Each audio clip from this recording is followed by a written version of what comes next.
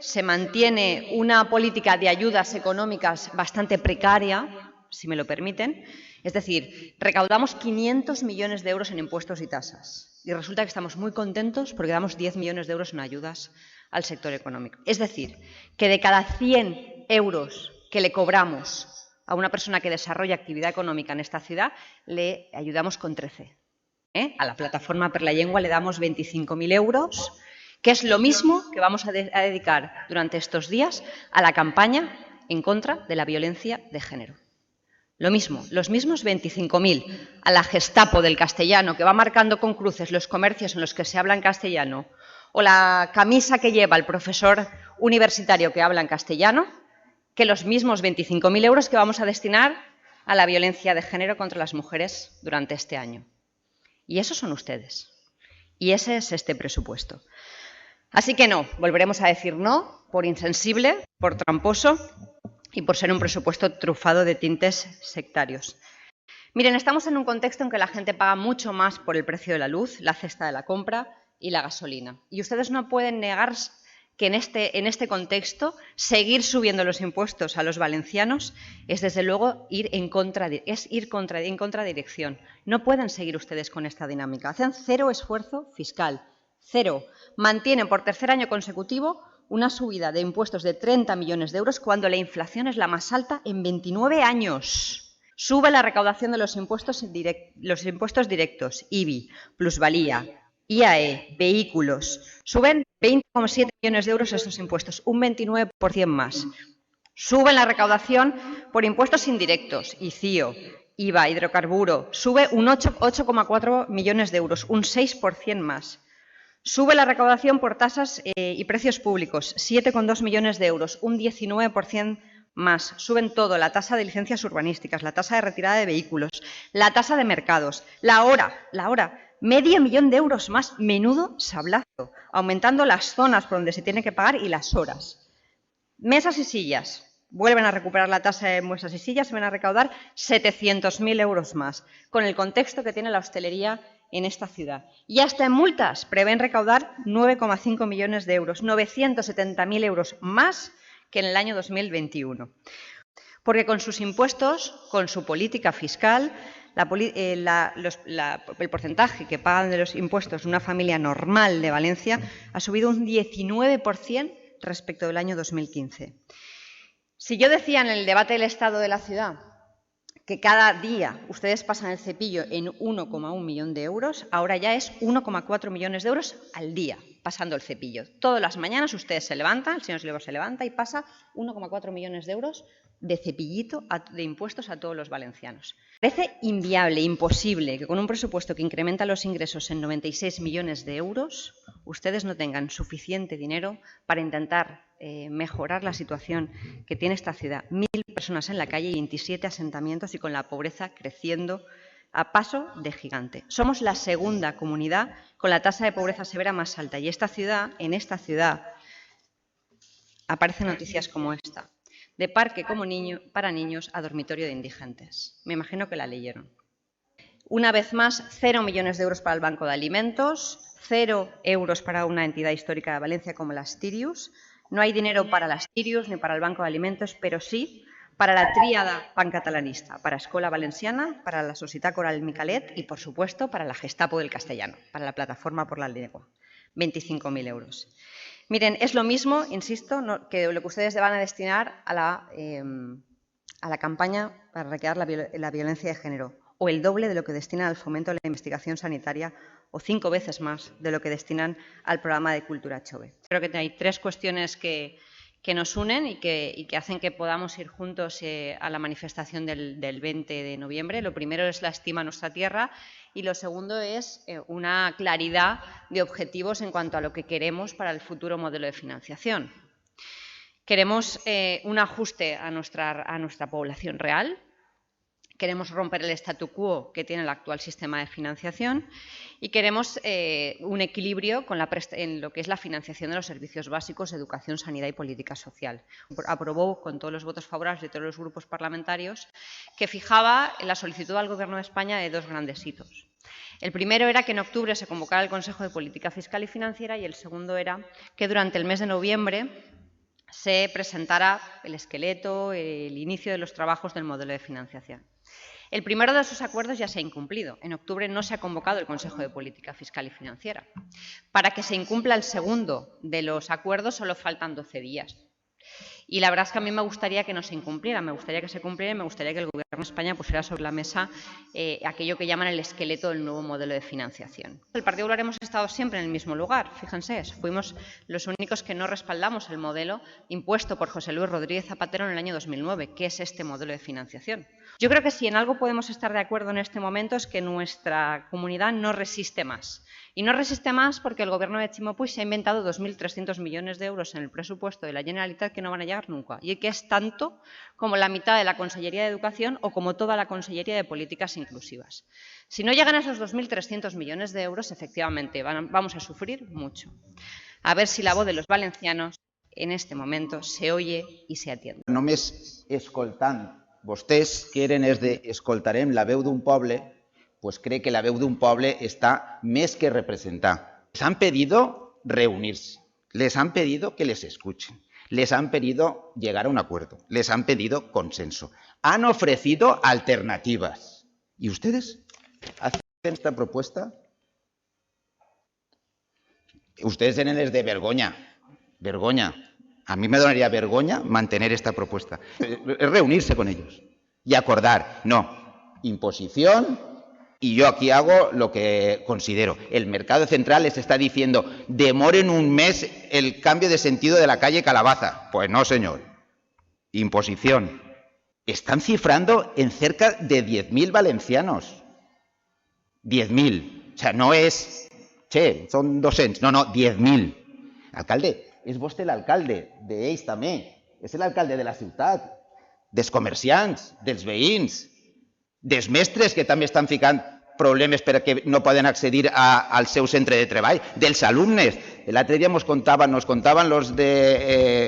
altares de San Vicente que se puede dar la paradoja de que un padre que llevan a ensayar a los hijos para cuando estamos hablando de una representación festiva muy arraigada en la ciudad, que lo tendrá que dejar en las torres de Quart y a la chiquet, ves y a un niño de 7 años, de verdad, hacen también ciudad estas asociaciones, hacen barrio, mantienen vivo. Yo escuchar, porque yo me quedaba en que va a ser una ciudad, un centro histórico fantasma, pero escuchar que es la muerte del centro histórico, a mí me daría por lo menos que recapacitar. El Grupo Municipal Popular trajo aquí un paquete de medidas de 120 propuestas constructivas. Pues bien, hoy, señora vicealcaldesa, le traemos otra propuesta constructiva. ¿Por qué no en ese magnífico solar, junto con la biblioteca que cabe y junto con la zona verde que cabe, la parte residencial no se destina a la construcción de viviendas sociales? Así lo pusimos de manifiesto en la comisión, los técnicos dijeron que eran perfectamente posible. Y además nos hemos despertado esta mañana con esta noticia, que el Ayuntamiento ofrece comprar pisos a particulares ante la falta de vivienda social. Pues bien, si tiene usted ahí un suelo y tiene usted tal, ¿por qué no aprovecha esa ocasión para destinarlo a vivienda social? Está claro que hay que ser ambiciosos con el futuro de la ciudad, pero lo que pasa es que habitualmente estas aspiraciones se quedan en grandes documentos de intenciones que luego no llegan a calar en la realidad. Capaz de avanzar en dar un impulso a los más de 20 edificios municipales singulares que están de alguna manera abandonados o sin un uso definido y que siguen a la espera. En contar con un plan especial de prevención del vandalismo, como sí que tienen otras ciudades españolas, porque es un hecho que se ha incrementado, lo hemos denunciado en numerosas ocasiones, el número de agresiones y el número de pintadas a patrimonio de nuestra ciudad, que hace falta una mayor contundencia en la persecución y más acciones de concienciación, porque brillan por su ausencia y porque han tardado nada más y nada menos que 3 años en poner en funcionamiento las cámaras de vigilancia en el entorno de los 7 edificios BIC que tenemos en la ciudad, lo cual nos parece absolutamente excesivo. Sin ir más lejos, a fecha 30 de septiembre, el grado de ejecución del Servicio de Patrimonio Histórico y Artístico no llegó al 30%. de lo presupuestado, y esta falta de gestión hace que un año tras año se incluya en el presupuesto pues las mismas inversiones que ya venimos conociendo. El Museo Histórico Municipal, cuando su reforma ya se anunció en el 2016, lo mismo se puede decir de la Almoina, que todavía está pendiente, y lo que nosotros esperamos, queremos ver, es que el próximo año se consiga llevar a cabo este proyecto. Así lo esperamos por el bien de nuestro patrimonio. Como cuando se habla de violencia, cuando se habla de proteger a las víctimas, no se puede hacer, y hay que denunciarlo también, hacer la vista gorda ante una sentencia que dice claramente que lo que ha habido es un abandono institucional, una hostilidad y una antipatía, una hostilidad y absoluta falta de empatía hacia la víctima, que se trasluce en los informes aportados y que elaboran por quienes paradójicamente estaban llamados a protegerla. Y a mí me hubiera gustado hoy, o en algún momento desde que empezó este tema, o al menos desde que ha sido sentencia del TSJ, oír a alguien de compromiso del PSPB decir en cualquier institución que creían a esta persona, a Maite, y que contra esto no, que no es no, y que rechazaban esta situación. Y no he oído a nadie. Y me parece que hay que denunciarlo también. No hay que denunciar solo lo que interesa, no hay que hacer solo declaraciones institucionales, sino lo que hay que hacer es, cuando llega el momento de que hay algo con lo que no se está de acuerdo, decir esto no, y hasta aquí no llegamos. Y esto, insisto, yo no sé si han leído la demoledora sentencia que habla de maltrato institucional y desprotección institucional a una menor tutelada. De la misma manera que no sabemos si el alcalde de Valencia y los miembros del Gobierno comparten que Compromís eluda el pacto contra la violencia machista para entregar una alcaldía como la de Catadau al defensor por escrito y consejo municipal de un maltratador. Eso se llama coherencia. Y yo lo que le estoy diciendo es que sean coherentes, que si traemos estas declaraciones, luego los hechos que ocurren en la vida real sean también coherentes y los condenen, aunque afecten a miembros de su gobierno. No, rotundamente no. El Partido Popular no va a apoyar una tasa turística en la ciudad de Valencia. ¿Usted cree que esta ciudad, donde el 70% del empleo depende del sector servicios, absolutamente ligado al turismo, se puede permitir ahora poner piedras sobre el camino a este sector? En estos momentos lo que hay que hacer es apoyarles. Es que se tiene que apoyar la reactivación económica y que este sector salga adelante. Ustedes lo único que plantean es algo que va a ahuyentar al turismo que quiera venir a esta ciudad. Lo que ustedes plantean es perder competitividad frente a otras ciudades como Sevilla, como Zaragoza, como Málaga, como Madrid, que no tienen en estos momentos esa tasa turística. Ustedes es que piensan que vamos absolutamente sobrados, ¿no? Que ustedes que nos lo podemos permitir. Díganselo a los cientos de establecimientos que han cerrado en esta ciudad en los últimos meses. Díganselo a la cara a los comerciantes y a los hosteleros. Además, la pretenden imponer de forma absolutamente unilateral, con imposiciones, que es su forma de gobernar, sin que haya ningún tipo de consenso, con todo el sector que está absolutamente en contra de esta tasa, porque es que ustedes, yo creo que es que no saben lo que está pasando en la calle. Ustedes, claro, como tienen esa tirria las empresas, parece que no hablan con ellas y no saben que las empresas en estos momentos del sector turístico están endeudadas. Y ahora, en los próximos meses, tienen que empezar a devolver los préstamos ICOs y, por tanto, necesitan una facturación mayor a la que tenían inicialmente. Ustedes, además, son muy incongruentes con lo que dicen. Es decir, ustedes dicen que necesitan una tasa turística para hacer frente a los costes que supone el turismo. ¿Y qué pasaba cuando en esta ciudad no había turismo? ¿Qué pasaba cuando ustedes, la izquierda, tuvo esta ciudad absolutamente paralizada, con todo cerrado? ¿Les bajaron los impuestos en ese momento? ¿Les hicieron alguna bonificación? No, es que ustedes, cuando no había turismo, también subieron los impuestos. Basta ya de ir siempre a atacar el bolsillo de cualquier ciudadano, vecino o turista que venga a la ciudad de Valencia. Unos bonos de impacto social que ya se han puesto en marcha en Madrid, con lo cual esto demuestra que una vez más el Ayuntamiento de Madrid está a la vanguardia en las políticas sociales, ya que este bono de impacto social les va a permitir poner en marcha proyectos innovadores. Los emprendedores sociales que quieran transformar nuestras ciudades saben que cuentan con un ayuntamiento, el Ayuntamiento de Madrid, con una administración que tiene al frente un alcalde del Partido Popular que está dispuesta a aprobar nuevos proyectos. Se trata de una modalidad de colaboración público-privada muy prometedora y que además puede tener un gran éxito. El objetivo es mejorar la asistencia a las personas vulnerables para ayudarles a superar su situación innovando en la contratación de los servicios sociales. Esta fórmula de implementación de políticas sociales supone un riesgo limitado para el ayuntamiento y le permite abordar los problemas sociales desde perspectivas más innovadoras. Le hablo ahora de decisiones políticas, de responsabilidades políticas y de dimisiones. ¿Cómo en una ciudad como esta hemos consentido una chapuza como es el hospital de campaña? ¿Quién hubiera querido para un hijo suyo un sitio en un barrizal donde se volaba cuando hacía viento y donde los pacientes pasaron frío? Con el pedazo de instalaciones que tiene esta ciudad, perfectamente equipadas. Señora Gómez, el tiempo pasa y las evidencias aflorecen. Y lo del hospital de campaña fue una chapuza, pero no suya. Lo suyo ha sido el lío que se ha generado con Chimo Puig por no haber hecho la declaración y entonces le pedimos la licencia y entonces nosotros en enero le preguntamos por escrito, señora Gómez, ¿hay licencia? Y usted nos contesta, no consta solicitud de licencia.